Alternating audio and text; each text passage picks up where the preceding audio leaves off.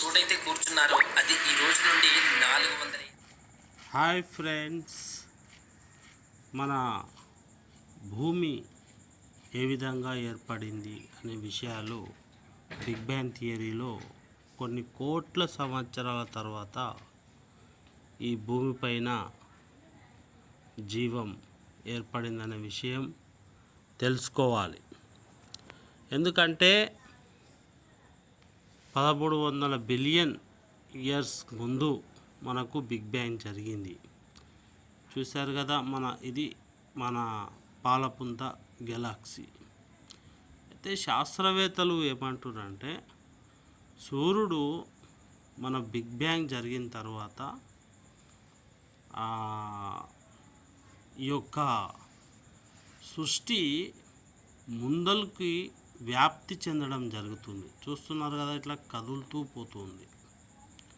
పోతుంటే అనేక గ్రహాలు ఒకదానికి ఒకటి ఆస్ట్రాయిడ్స్ అంటారు, వాటిని గ్రహ శకలాలు కూడా అనొచ్చు.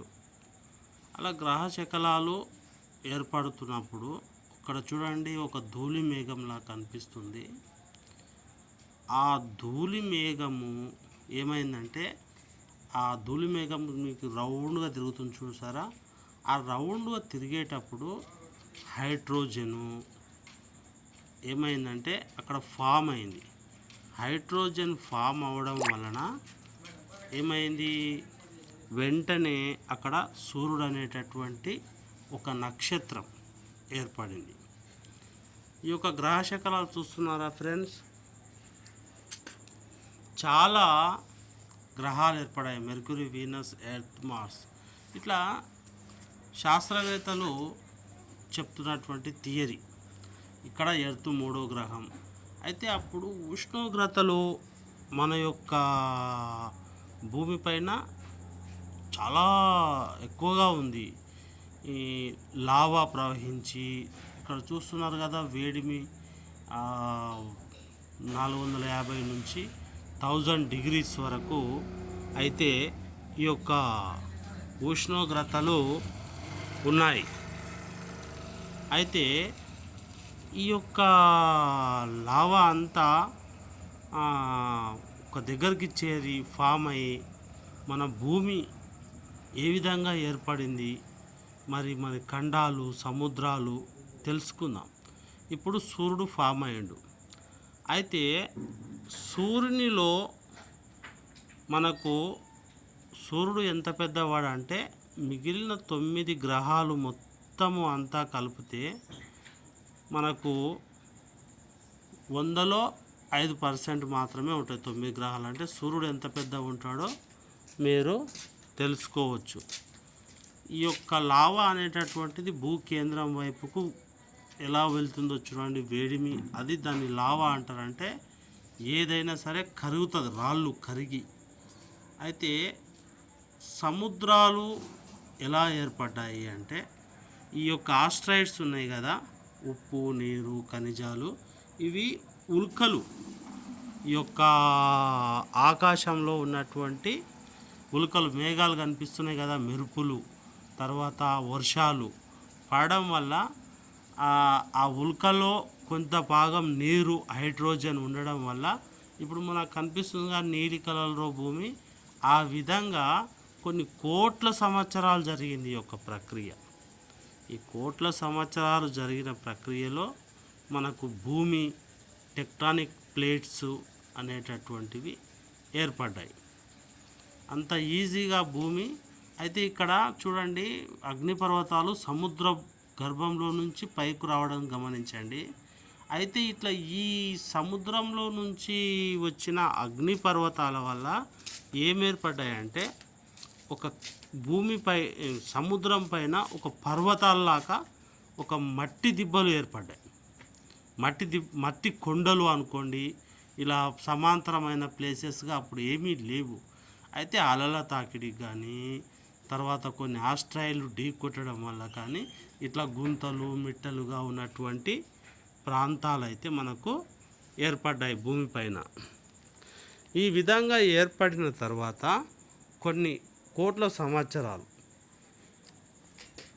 ఇప్పుడు 2024 అంటే 450 కోట్ల సంవత్సరాల ఇప్పుడు భూమి పుట్టి. అప్పుడు సముద్రం ఏర్పడిన తర్వాత భూమిలో ఫస్ట్ ఇక్కడ కనిపిస్తున్న ఆల్గే అనేటటువంటి జీవులు ఇవి ఏం చేసినావంటే ఆక్సిజన్ను విడుదల చేయడం మొదలుపెట్టాయి. నీలి శైవలాలు అంటారు. ఇక్కడ కనిపిస్తున్నాయా ఆ వృక్షజాతి మొక్కలు ఏకకణ జీవులు అనేటటువంటివి ఏర్పడినాయి. ఏర్పడిన తర్వాత ఏమైంది, మన ఓజోన్ పొర భూమిపైన చాలా శాతం ఆక్సిజన్ ఉత్పత్తి అనేది పెరిగిపోయింది. చాలా ఆక్సిజన్ ఉత్పత్తి పెరగడం వల్ల ఏమైపోయిందంటే మనకు జీవికి కావలసినటువంటి అనువైనటువంటి ప్రదేశాలు, తర్వాత ప్రోటీన్ స్ట్రక్చర్ డిఎన్ఏ స్ట్రక్చర్స్ అనేటివి ఏర్పడడం మొదలుపెట్టాయి. మళ్ళా అలాగే ఇక్కడ కొన్ని వృక్ష జాతులకు ఇక్కడ చూడండి ఐరన్, ఆక్సిజన్, ఫాస్ఫరస్ ఇలాంటి కొన్ని ఏమంటారు మూలకాలు, ఖనిజాలు, లవణాలు మనకు ఆస్ట్రాయిడ్ రూపంలో వచ్చి భూమిపైన పడ్డాయి. పడ్డ తర్వాత భూమిలో నుంచి వచ్చే లావా అంతా ఒక పెద్ద ఖండంగా ఒకటే ఒక ఖండంగా ఏర్పడ్డది. దాన్ని స్పాంజియా అంటారు. అయితే భూమి లోపల లావా మాత్రం ద్రవ రూపంలోనే ఉంటుంది. అయితే భూమి తిరగడం వల్ల ఏమైపోయిందంటే ఈ యొక్క ఆ యొక్క స్పాంజియా అనేటటువంటిది దానిలో ఇక్కడ కనిపిస్తుందిగా భూమి ఇట్లా మొత్తం గుంతలు మిట్టలుగా ఉండేది. అయితే ఈ గుంతలు మిట్టలుగా ఉన్నటటువంటి ప్రాంతము ఇట్లా చిన్న చిన్న భాగాలుగా విడిపోయింది. తర్వాత ఇక్కడ తెల్లగా కనిపిస్తున్నటువంటిది అంతా ఏంది ఒక మేఘావృతం. తర్వాత సముద్రాలు ఏర్పడ్డాయి. సముద్రాలు భూమి చల్లబడుతూ వచ్చింది. ఓజోన్ పొర ఏర్పడిన తర్వాత సూర్యకిరణాలు సూర్యుని నుంచి డైరెక్ట్గా వచ్చి భూమిని తాకకుండా, లేజర్ కిరణాలు తాకకుండా జీవికి అనుకూలమైనటువంటి వాతావరణం సముద్ర గర్భంలోనే ఫస్ట్ జీవి ఆవిర్భావం అనేది జరిగింది. అయితే ఇది చాలా కోట్ల సంవత్సరాల నుంచి జరిగినటువంటి ప్రక్రియ. ఇక్కడ కనిపిస్తున్నవన్నీ ఏకకణ జీవులు. వీటిని ఆల్గే అంటారు. వీటిని నీలి శైవలాలు కూడా అంటారు. ఇక్కడ కనిపిస్తున్న మన భూమి ఒక డాట్ లాగా ఉండేటటువంటిది. అయితే ఇందులో ఎన్నో మార్పులు కాలానుగుణంగా కొన్ని కోట్ల సంవత్సరాలు గడుస్తూ ఉంటే భూగర్భం లోపల ఆ అగ్నిపర్వతాల నుంచి కార్బన్ డయాక్సైడ్ అనేది రావడం జరిగింది. ఆ కార్బన్ డయాక్సైడు మొత్తం భూ వాతావరణం లోపల కలిసిపోయింది. కలిసిపోవడం వల్ల అగ్నిపర్వతాలు పెరగడం వల్ల సముద్ర గర్భంలో నుంచి కొన్ని మొక్కలు, కొన్ని జంతువులు ఏర్పడ్డాయి. చూశారు కదా, ఈ విధంగా సముద్రాలు, భూమి అనేటటువంటివి మనకు ఏర్పడ్డాయి. తర్వాత ఎక్కువ ఉష్ణోగ్రత వల్ల వర్షాలు కూడా సురువయ్యాయి. ప్రాంతం మేఘావృతం అయిపోయింది. మొత్తం భూమి అంతా మేఘావృతం అయిపోయిన తర్వాత వర్షాలు పడడం, జీవులు ఏర్పడడం జరిగినాయి. ఫస్ట్ సరీసృపాలు, తర్వాత ఇప్పుడు ఏంటివి వెన్నెముక గల జీవులు ఏర్పడడం అనేటటువంటిది జరిగింది. ఈ వెన్నెముక గల జీవులు ఎప్పుడైతే ఏర్పడ్డావో అక్కడ నాచు మొక్కలు, తర్వాత చిన్న చిన్న వృక్షజాతి మొక్కలు, బీజాలు ఇవన్నీ ఎలా ఏర్పడ్డాయి అంటే అక్కడ ఉన్నటువంటి ఈ ఖనిజాలు, మూలకాలు అని ఒక మూలకాల వల్ల రసాయన చర్యల వల్ల ఏర్పడ్డాయని ఈ శాస్త్రవేత్తల వాదన. అయితే మరి ఇక్కడే మనకు ఒక చిక్కు సమస్య ఏర్పడ్డది. ఇదంతా ఇప్పుడు ఆక్సిజను ఇవన్నీ మొక్కల నుంచి వచ్చాయి అని ఒక వాదన ఉంది. మతవాదన కూడా ఇంకొకటి ఉంది. అది ఏంటంటే ఊహావాదన. ఇదంతా దేవుడు సృష్టించాడు, ఒక క్రియేటర్ ఉన్నాడు, ఆయన వల్లనే ఈ యొక్క భూమి ఏర్పడింది, వృక్షాలు ఏర్పడ్డాయి అని రెండు వాదనలు మనకు మానవాళికి మేలు చేశాయి అన్నది వాస్తవం. ఎందుకంటే కొన్ని జీవులు ఏం చేశాయంటే భూమిపైకి ఇలా పాకుతూ వచ్చాయి, వాటిని సరీసృపాలు అంటారు. ఈ సరీసృపాలు ఎప్పటి వరకు వచ్చాయంటే ఈ పాంజియా ఉంది కదా, అంతా భూమి మొత్తము ఒకే ఖండంలో ఉంది. తర్వాత ఈ యొక్క ఖండము ఉన్నప్పుడు ఏమైందంటే కొన్ని మార్పులు జరిగాయి. లోపల ఉన్నటువంటి లావా వల్ల కదలికలు మొదలయ్యి ఖండాలుగా ఏర్పడ్డాయి. 7 సముద్రాలు 7 ఖండాలుగా విభజించబడ్డాయి. అయితే ఇంతటితో ఆగుతుందా అంటే ఏం ఆగదు. ఇప్పుడు ఇక్కడ కనిపిస్తున్నటువంటివి జీవులు చాలా పెద్ద జీవులు, వీటిని డైనోసార్స్ అంటారు. ఇవి ఒక 20 నుంచి 30 కోట్ల సంవత్సరాలు ఈ యొక్క భూ వాతావరణంలోనూ మేఘాల్లోనూ వాటి ఆధిపత్యాన్ని ప్రదర్శించాయి అని మనం చెప్పవచ్చు. ఆక్సిజన్ ఎక్కువగా ఉండడం వల్ల ఏమైందంటే అవి భారీ ఆకారంలో పెరిగాయి. చూడండి పాంజియా వల్ల ఎలా కదిలిపోతున్న టెక్టానిక్ ప్లేట్ వల్ల ఖండాలు విడిపోతున్నాయి, ఈ పక్కకు జరిగిపోతున్నాయి, చూస్తున్నారు కదా, అడవులు ఏర్పడ్డాయి.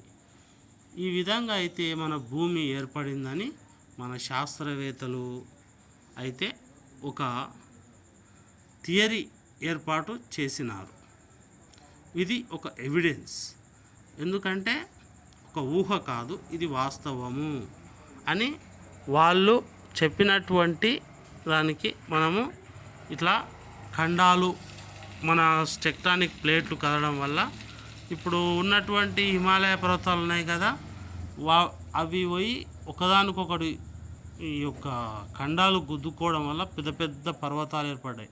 ఇక్కడ ఆస్ట్రాయిడ్ కనిపిస్తుంది కదా, అది భూమిని ఒకసారి వచ్చి చాలా బలంగా గుద్దుకోవడం వల్ల ఈ యొక్క డైనోసార్స్ పెద్ద పెద్ద జీవులు ఏవైతున్నాయో అవన్నీ మరణించి మానవ జీవితానికి పునాది వేసిందని చెప్పొచ్చు. అప్పుడు ఉన్నటువంటి లేకుంటే మనిషి మనుగడ జరగపోయేదేమో. మరి ఇది ఎలా జరిగింది, దీనికి కారణాలు అని మనం చెప్పుకోలేం. కానీ ఈ యొక్క పెద్ద పెద్ద జీవులు అయితే మొత్తం మరణించాయి. తర్వాత ఏమైందంటే చిన్న చిన్న ఏప్స్, మట్టిలో అక్కడ చిన్న చిన్న జీవులు కొన్ని మిగిలిపోయి ఉన్నాయి. చెట్ల పైన భూమి లోపల ఏప్స్ అనేటటువంటి చిన్న కోతులు లాంటి జీవులు మిగిలిపోయాయి. అయితే పరిణామక్రమం కొంచెం ముందలకు పోదాం. ఇక ఈ డైనోసార్స్ కథ అంతమైపోయింది. ఇక అంతమైపోయిన తర్వాత ఇప్పుడు మనకు కొత్త జీవులు, కుందేళ్ళు, చిన్న చిన్న పిట్టెలు, అప్పటి నుంచే ఈ యొక్క జీవ పరిణామం అనేటటువంటిది జరిగింది.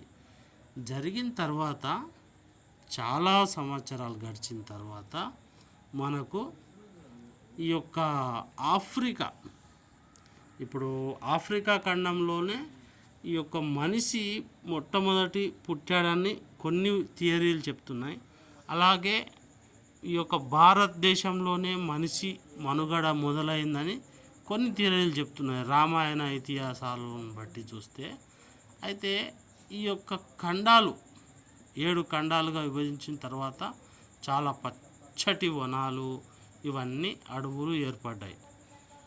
ఇది ఫ్రెండ్స్, మరి మీకు నచ్చితే ఫస్ట్ టైం నా ఛానల్ ఎవరైనా చూస్తుంటే మీరు సబ్స్క్రైబ్ చేసుకోండి. మేఘావృతమైనటువంటి ఆకాశము, పచ్చని చెట్లు, సుందరమైన ప్రదేశాలు. ఇక్కడ ఎగురుతున్నటువంటి కోతులు కావండి, అవి ఏప్స్ అంటారు. వాటికి తోకలు ఏముండయి. అయితే వాళ్ళను హోమియోసేపియన్స్ అంటారు. ఇక్కడ కనిపిస్తున్నటువంటి మనుషులను ఈ హోమియోసేపియన్స్ ఆఫ్రికా లోపల జంతువులను వేటాడడం కానివ్వండి, తర్వాత అనేకమైనటువంటి